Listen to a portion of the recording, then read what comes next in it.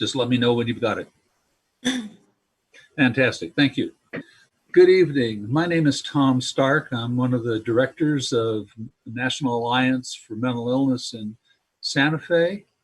And this is our monthly NAMI Santa Fe public information talk, where we've brought a large number of really outstanding speakers on a variety of topics of interest to NAMI membership. Tonight, we are very fortunate to have a representative from the Children, Youth, and Families Department of the state of New Mexico, Sheri Luevano, and I hope I said that right, Sherie, and Brooke Stanley from New Mexico State University. And they're going to tell us about the Certified Family Peer Support Worker Program, Certified Family Support Worker Program, and what it does, how to become such a person, what the opportunities are, and what people who do this actually do. We brought this program in large measure because many NAMI members are family members of people with mental illness, and a lot of what this program trains and does are things that our family members routinely do, have been trained by NAMI to do, and we thought this parallel program would be of interest. So with that, I'd like to turn it over to Sherie. And if you'd like to introduce yourself as well as your topic, and then let's introduce your co-presenter, and then we can switch over and go to the view graph format, please. Sounds good. Thank you, Tom, and thank you, NAMI Santa Fe, for inviting us to be here today. I'm going to turn on our slide and share our screen real quick, if that's okay. Mm-hmm.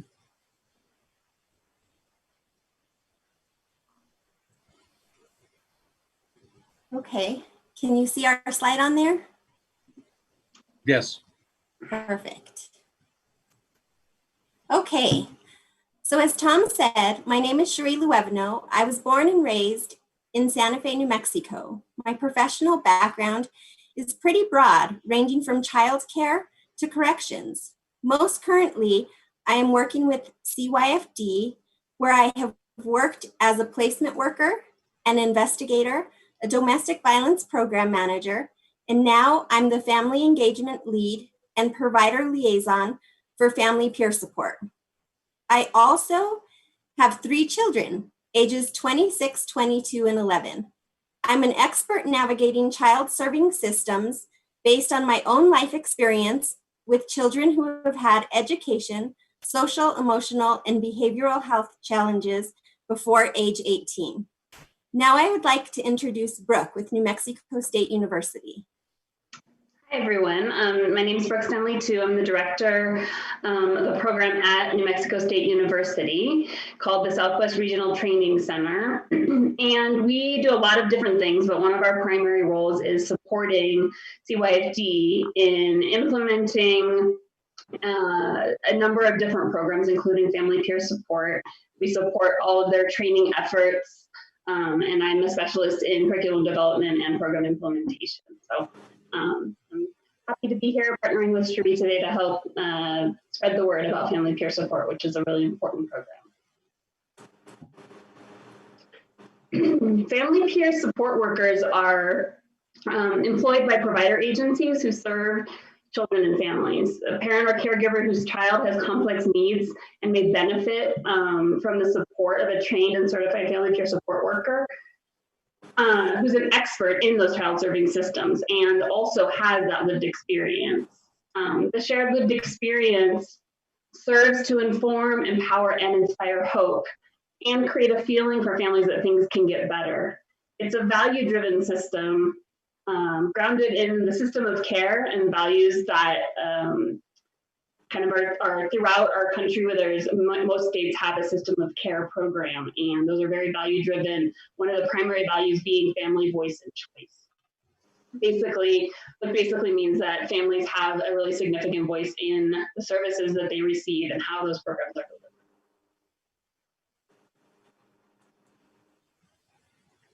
Who is a family peer support worker? A certified family peer support worker is a parent or primary caregiver who has lived experience of raising a child that experienced emotional, behavioral, mental health, and/or substance use challenges before the age of 18 and required them to navigate child serving systems on behalf of their own child. A certified family peer support worker receives specialized training to empower parents who are raising their children with similar experiences they have been through. Additionally, has knowledge of their child's challenges and or diagnosis and can clearly convey which child serving systems and services they have utilized to assist their child with those challenges. So some of you may have heard of peer support before. Both adult peer support and family peer support use a non-clinical peer-to-peer model of trained and certified paraprofessionals, but there's actually some very important distinctions between the two programs. Here in New Mexico, we're most familiar with adult peer support or certified peer support workers. These are adults who have been successful in their own recovery process and are able to support another adult while they navigate the behavioral health care and other systems needed to achieve their own recovery. CPSWs, as they're often referred to, are experts in the adult serving systems. Family peer support, however, is about helping parents and primary caregivers when the child or the youth is the one in need of services, and the parent needs support and guidance in how to access and navigate those complex systems that provide services to their children. FPSWs are experts in the child serving systems, and those are typically much more complicated than the adult system, as I'm sure many of you are aware.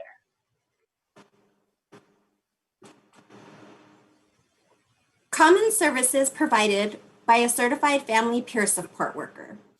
Certified family peer support workers provide parents and primary caregivers with support during times of educational crisis. As per requested by the parent, the family peer can participate in IEP meetings, assist with completing forms and paperwork. They can help with class or school transfers. Anything and everything around school-related support you can think of is pretty much covered by a family peer support worker. Family peer support workers work as a liaison to convey voice and choice. Certified family peer support workers provide parents and primary caregivers with assistance navigating child-serving systems. This is one of the most important because systems can be very stressful, scary, and intimidating. Family peer workers help parents understand the process of each system because they have been through these systems themselves. When I say child-serving systems, I'm talking about the juvenile court systems, the behavioral health systems, the child protective service systems, juvenile justice systems, alternative educational systems, and many more. Family peer workers can participate in treatment team meetings, juvenile hearings, wraparound meetings. They can provide technical assistance with completing forms and paperwork. They can be by the parent's side to support them through the entire process. Family peer workers work with parents and primary caregivers to build a strong relationship with service providers for the best outcomes for the families. Other service providers they work with are school counselors, teachers, wraparound facilitators, advocates, probation officers, social workers, and so on. It's super important for family peer support workers to help build strong, lasting community relationships for parents and ultimately for children. Family peer support workers help families gain knowledge, skills, and confidence to effectively manage their own needs and ultimately move to more independence. Family peer support workers do this through positive role modeling, interactions, and relationship building. When challenges go beyond the scope of work for a family peer support worker, we can provide warm handoffs and referrals. What this means is that if parents are having their own personal adult challenges and they need assistance navigating an adult serving system, we do a referral to the appropriate adult service provider. The simplest way to explain it is family peer support workers make it so you are not alone on your parenting journey navigating child serving systems. So for those of you whose interest has been piqued by this and are thinking, hey, that sounds like me, I might be a great fit for becoming a family peer support worker, there's a process that is administered by my program at NMSU, but is done in collaboration with CYFD and the New Mexico Credentialing Board for Behavioral Health Professionals, along with Families ASAP, which is a statewide organization that supports families, a family-run organization here in New Mexico. And we're going to talk a little bit more about what they do at the end of the presentation. They're definitely our main partner on all of this. So to apply to become, or to apply to express interest in becoming a certified family peer support worker, you can visit our website. The full link is up on the screen, or if you just go to bhs.nmsu.edu, and then select from the menu bar the Family Peer Support Program. You'll see there some more detailed descriptions of what Family Peer Support work is and what workers do. And then there'll be a list of criteria, some of which we've gone over today as far as eligibility. And if you still feel like you meet all those criteria and you're interested, you can move forward with the actual application. And we will screen your application. If we agree with you that you're eligible, at least to move forward, an interview will be scheduled with one of our family peer experts at the family organization I mentioned earlier, Families ASAP. And the interview will dig in a little bit more into some of the criteria. Because of the different types of peer support we have here in New Mexico, and the fact that family peer support, while it has been around for years in different forms, is still a fairly new service. We want to really make sure that the people we're recommending to move forward with the program are the right fit as far as meeting the eligibility criteria and readiness to work. After the interview is completed, if there's no issues that arise out of that, the candidate will be notified they're eligible to take the training. And the training consists of a 40-hour week-long training. We are currently exploring ways to adapt this training to an online format, which might take a slightly different take as far as the schedule goes, but the certification that we're approved to provide requires a 40-hour training, and that's the foundation on which the training was built. In addition to the 40-hour training, candidates for the Certified Peer Support Worker program will need to complete a minimum of 40 hours of work experience or volunteer experience in an agency that provides family peer support, ideally, or related service if one that can't be found that exactly delivers family peer support. A lot of people that apply to our programs are already employed at such agencies and is in a different position, and so they're able to kind of volunteer and work with families within a job that they already have. But many folks also come in to this program looking for employment, and so this would be an opportunity to get to know some of the providers in their area that are providing services and get to know kind of a feel for what the job might be in the future. Those things are all required in addition to a certification exam, which, as I said, is administered by the New Mexico Credentialing Board for Behavioral Health Professionals. All of this, which I know sounds like a lot, is only the process to become approved to become certified. It's not actually a guarantee of employment, unfortunately. I see the question in the chat asking about who hires. We have a few providers in New Mexico that are currently hiring or currently employing family peer support workers, but it's typically behavioral health agencies. Oftentimes they have compatible programs such as or other similar services that where their families could really benefit from family peer support. We're really at the launching point for this service, and we expect more and more providers to be coming on board over in the next, in the coming year or so. With the current COVID restrictions, we're a little hesitant to give any sort of guesstimates as to when exactly it's going to really kind of go to the next level. But behavioral health providers are able to employ CFPSWs. So the certification process is one thing, and then the hiring process is another thing. But we've, the providers that we're working with work with us to make sure that their staff are all certified either prior to employment or soon after.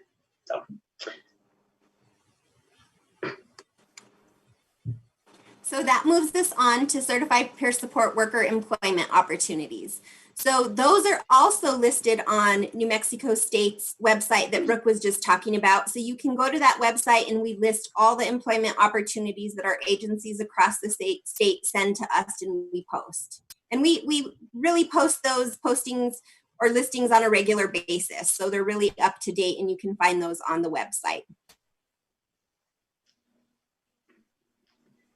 So as I mentioned, Families ACP is a key partner, and those of you in the Albuquerque area who've worked with families or who've had, worked and needed things on behalf of your children may have already come in contact with Families ACP, but they are the statewide family-run organization, and they are recognized by SAMHSA for their work ensuring family voice throughout systems of care, which we have here in New Mexico. They work with community providers and CYFD to ensure that family voice and choice is integrated into all services, and as programs are being implemented, making sure families are included at the table. They also provide training and technical support to system partners such as myself and Sherie and others to make sure that we are up to date on all of the kind of current needs and trends within family peer support and family engagement and family activities just in general. They help advocate for people for system change on behalf of their children. They're a key partner with CYFD, implementing family peer support and a number of other programs as well. They also provide some direct peer support and advocacy to families as well from their agency. They have a number of different programs and staff that work directly with families. I saw a question in the chat asking for clarification about how the population that family peer support workers work with. Yes, the population is for parents with children who are under the age of 18. There are other programs that CYFD is working with these provider agencies on to help transition age youth, transition into the adult serving system, and we are also looking at eventually launching a youth peer support program, which would be particularly targeted towards that population of youth that are aging out of the child serving systems, and oftentimes we will probably continue to need services. So I hope that answers your question.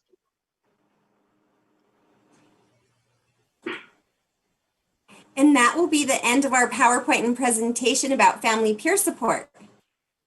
Again, my name is Sheri Luevano, and this right here is my supervisor, Alicia Salazar, who is the CYFD Behavioral Health Service Array Manager, and we can be contacted anytime. Our contact information is shown here. Our phone numbers and email address is shown.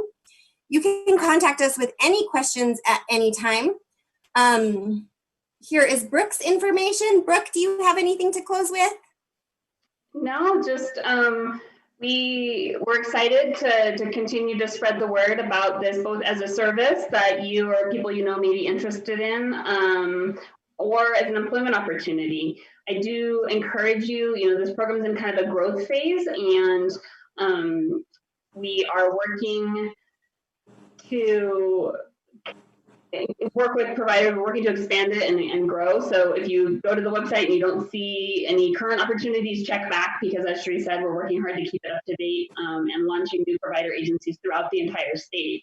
Kind of every few months we're working on looking at additional providers that can be added to our mix. So we hope this will continue to grow, and we look forward to partnering with any of you who are interested. Well, thank you very much, Sherie and Brooke. If you could unshare your screen, Sherie, please. Mm-hmm. Excellent. Well, thank you for that information. Before I throw it out to questions for everybody else, I do have a question. Do you have any examples or stories of what a particular certified family peer support worker does? Not in general terms, but even case studies or anything like that that you could share with us to illustrate what you've just said? I will say that neither Sherie or I are family peer support workers ourselves, so I don't know that from my perspective, if we would be sharing other people's stories, which I don't necessarily know if either of us would feel comfortable doing so. I will say that a primary example that is often used when we do talk to family peer support workers about the things they do is in school advocacy and working with parents to advocate for their kids in the school setting. That seems to be the thing that comes up over and over again. So one thing that we're working really hard to do is make sure that the family peer support workers that come through our program not only receive that initial certification training, but then also are given plenty of opportunities for continuing education and the special education system and other things. So this could be something, again, I can't speak to a specific example, but the examples that I've heard about going to an IEP with a parent and not just being there as a support person, but maybe helping prep the parent ahead of time, looking at the paperwork, understanding specifically what's in that IEP, understanding terminology and jargon and all of those different things that are very befuddling the first time you might come across them. So prepping them, sitting with them in the meeting, and then sitting with them afterwards, making sure that they understood everything that was discussed and they don't have any follow-up questions, understanding how referrals work to other providers. It's really, and that can be a very intensive process, especially in the beginning, I think, working with families. And then as families grow into independence, as I think Sherie mentioned in one of her slides, that might become more like a spot check kind of a thing every couple months. How are things going? Do we need anything? It has also gotten to the point where sometimes family peer support workers are helping that family member take things to another level, maybe writing letters to the school district, filing grievances. I mean, it can sometimes, unfortunately, as I'm sure you guys know, services sometimes the needs aren't necessarily being met. And so they're really there to guide, advise, and sort of walk alongside with that parent throughout the entire process. And I think a big piece of it is understanding your rights. Because when you've gone through all those processes, you need to know what your rights are as a parent. Thank you both very much. A second question, when you look at the families peer support workers that you have now who've gone through the training, are they mostly people whose children struggled with substance use or people whose children had a mental health diagnosis?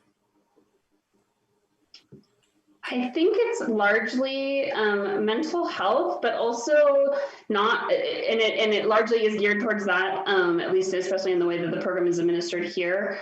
But it also is oftentimes kids who they're double or triple impacted by multiple different systems. So they might be in and out of the protective services system. They might be in and out of residential treatment. They might be in and out of juvenile justice. In need of fairly high level support and services, and the parent is there, trying to navigate all of that and trying to figure out what's going on. So it's less about the diagnosis, although that does become a criteria in certain cases, depending on how the provider sets up their program and what billing they're approved for and all that fun stuff. But it's really more about the needs of the family and the child, and if they've been system impacted is a kind of a term we use, or they have challenges in the system, then they could be an appropriate fit for family peer support. Excellent, excellent. Well, let me throw it open to give someone else a chance to ask questions if there are any. And Tom, I do see a see a question few here in the chat that chat. didn't get answered. Yeah, I was going to say there's one here. And Sherie, I'm not sure if you're familiar with any programs, the equivalent to a family peer support worker for family members caring for non-child family members. I know our program is really specifically geared towards parents or primary caregivers. If it's, a grandparent and aunt who has got custody, guardianship of that child, they would be appropriate. But for non-family members, I'm not sure. We don't have that in New Mexico right now. For a non-family. Not as a statewide program, I guess I would say. Not as a statewide program. That we know of. But there's always things out there that we don't know about too. So Yeah, exactly.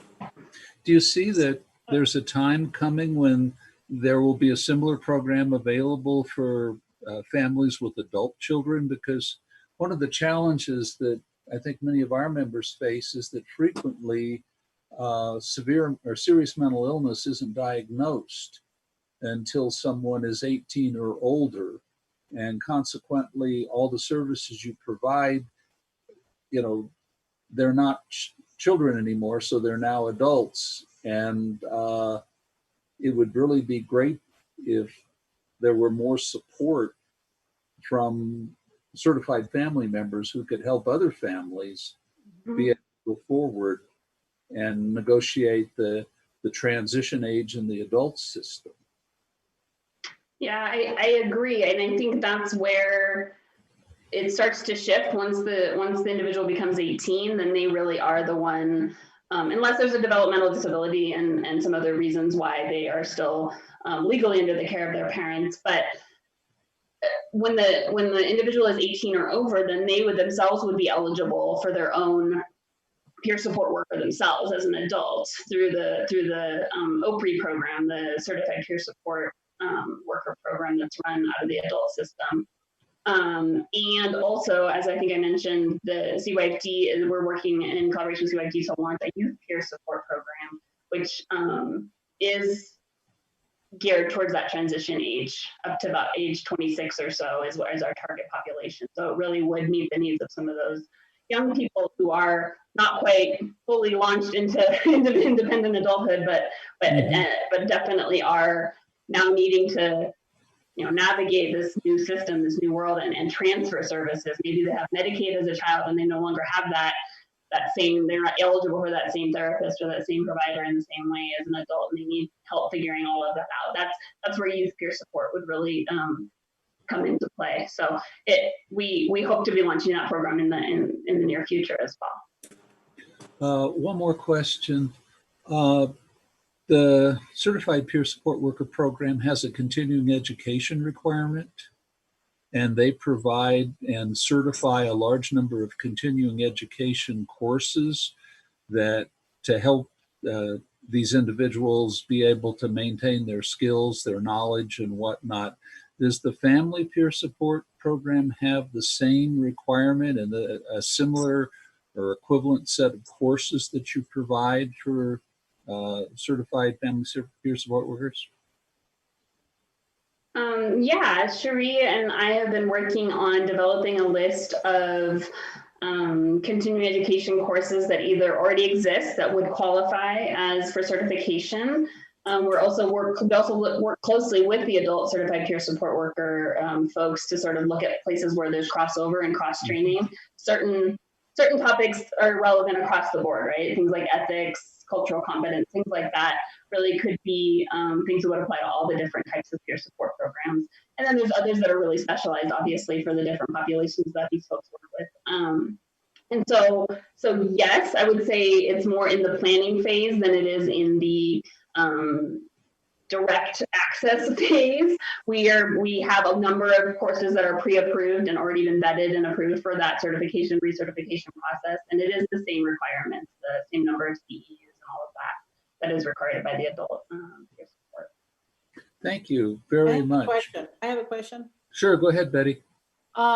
Thank you again, Sherie and Brooke, for presenting tonight. I'm Betty Shover. I'm the president of NAMI Santa Fe, and I just have a question about the program. I think it's a relatively new program, right? Yeah, so do you have many people already trained? Sherie, do you remember the list the last time that we had the number of folks that have completed the certification process? How many there were? I know we just looked at this recently, but I can't even remember. I know. I don't know the exact number of people that are on the list. It's like 35 to 40 individuals through the certification process, and we have a whole nother cohort ready and waiting for us as soon as we are able to train in person again or figure out or are given permission to do it virtually. I don't say figure out because we know how to do it. It's just the curriculum is owned by an outside entity, so they're the ones that have to bless a virtual version of it before we can start delivering. So a number of them are working in organizations that provide family peer support or similar services. And the number that are actually employed in positions that are titled family peer support is fairly small. But that's kind of, you know, like I said, we're in this launching phase, and we're really hopeful that in the next, I would say by this time next year, we're going to be able to say, like, yes, there are 10 different agencies providing family peer support, and they all employ 2 to 3 people, and more to come. And so we're very close to being able to say that. So the other question I have is there payment provided to the people who take the training? Or are they just once they train, then they have the ability to be employed? Not at this time. We have been able through different grants to cover their travel costs if we do have them come to Albuquerque or Santa Fe, and put them up in the hotel and all of that. And a number of folks do come to us via the providers. Those providers are sort of either hiring them or contingent hiring them, and they're able to compensate them for their time during that time. But the program itself, as from what we do, we are not able to at this time pay for that training. Okay. And we had another question from the chat. Is there a fee involved for this certification? Normally, the New Mexico Credentialing Board charges a fee. For now, CYFD is covering all costs for certification while we're in this kind of growth phase. So we anticipate at least for the next 4 or 5 years, we'll likely continue doing that. So. And do you also cover the cost of the training so that the individual just has to show up? Correct. Yeah, there's no cost incurred other than their time if they have to take time off from work or something like that, unfortunately. Yeah. But Okay. One last question. Sorry, I put a thumbs up in front of her face. Yeah, here I am. So can you tell us who are employing these CFPSWs? Who are some of the biggies? Or can you say that? Can you share that? I think we were asked not to share that information. Sorry. I see a secret person on the phone who I won't call out, who's on the call right now. If she wants to jump in and answer that question, give us permission to answer that question. But we just, with the current providers that are out there, we didn't talk to them about this or anything. So I would say Families ASAP is one of our leaders in family peer support right now. Yeah, absolutely. And if you go to the website, we will continually be posting updated information about how to access services. Kristen, is that you?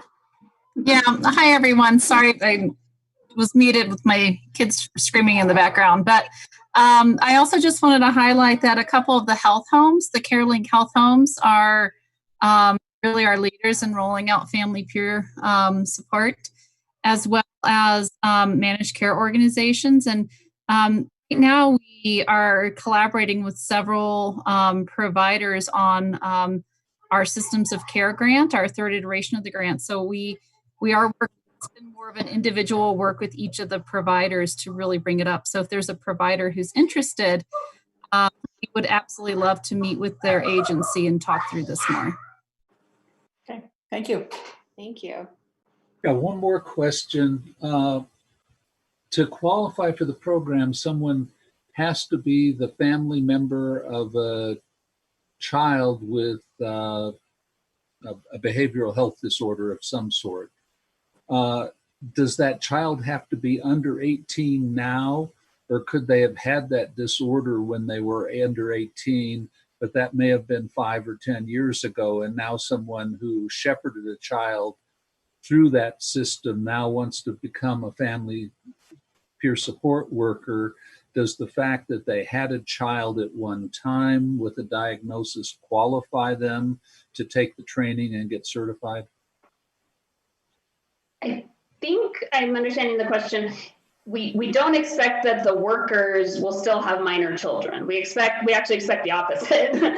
Oftentimes it's folks that are in, you know, their kids are grown and they've got grandkids, and they did this and they were able to successfully navigate, and now they're going to help families that are going through it. The important thing is that at the time that they were helping their child, the child was under 18 when services started, basically, because the whole point is to be an expert in the child serving system. So if your child doesn't get diagnosed till they're 20, then you're only going to be really familiar with the adult system, not the child system. But yes, if you had a child at one point who was diagnosed under the age of 18 and you provided them support, then yes.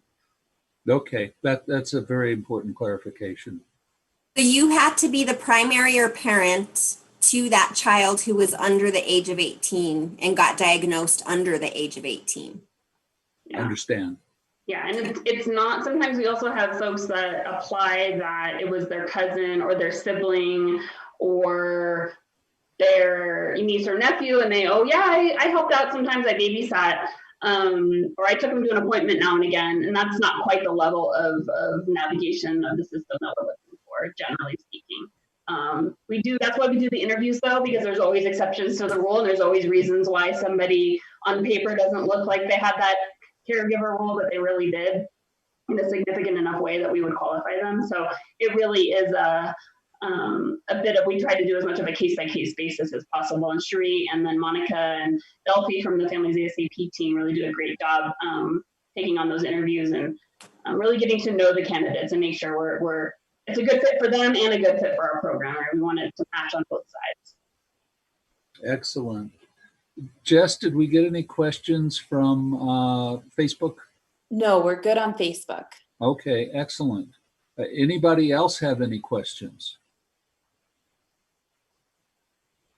Well, hearing none, I want to express our appreciation for your presentation, the material put together, the program that you're trying to roll out, and the potential it has to grow and be of considerable value to the families in the state of New Mexico. So thank you all very much. We very much appreciate your presentation, and